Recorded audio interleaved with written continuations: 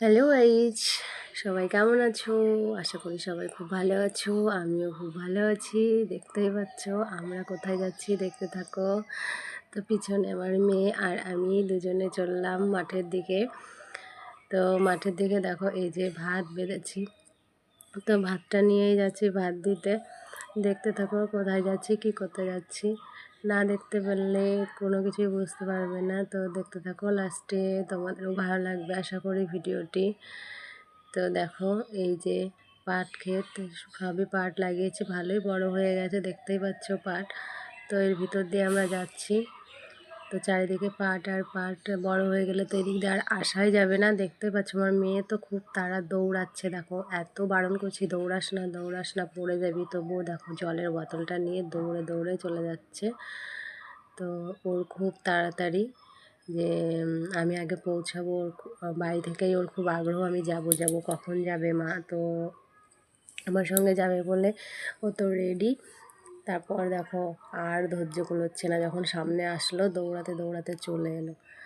তো দেখো চারিদিকে খালি পাট আর পাট, ছোট ছোট পাট। এই পাটগুলো যখন বড় হয়ে যাবে না গাইস, তখন তো আসাই যাবে না। তো দেখো, দেখতে পাচ্ছ কী জন্য এসছি মাঠে। এবার দেখো, তো দেখেছো কত হাঁড়িতে কত মাছ, না বিভিন্ন রকমের মাছ, ছোট মাছ আছে, বড় মাছ আছে। তো এই যে পুকুরের মাছ, দেখো আমাদের বাড়িতে সবাই এখানে চলে এসছে মাছ ধরার জন্য। তো নিজেদেরই পুকুর থেকে সব মাছ ধরছে। এখানে জল ছেঁকে প্রথমে ফেলে দেওয়া হয়েছে। তারপর আমি প্রথম আসতে পারিনি, যেহেতু সকালে রান্নাবান্না কাজ থাকে। তো সকাল সকাল সবাই চলে এসেছিলো বাড়ি থেকে, সবাই, যে বরমশাইও আছে। তো সবাই মাছ ধরতে চলে এসছে। ওই যে দেখো, তো জল ছেঁকে ফেলে দেওয়ার পর কাদার মধ্যে সব মাছগুলো লুটোপুটো করছিল। আর এই দেখো, কিছুটা ধরেছে আর কিছুটা ধরছে, বেশি এখনও ধরা হয়নি।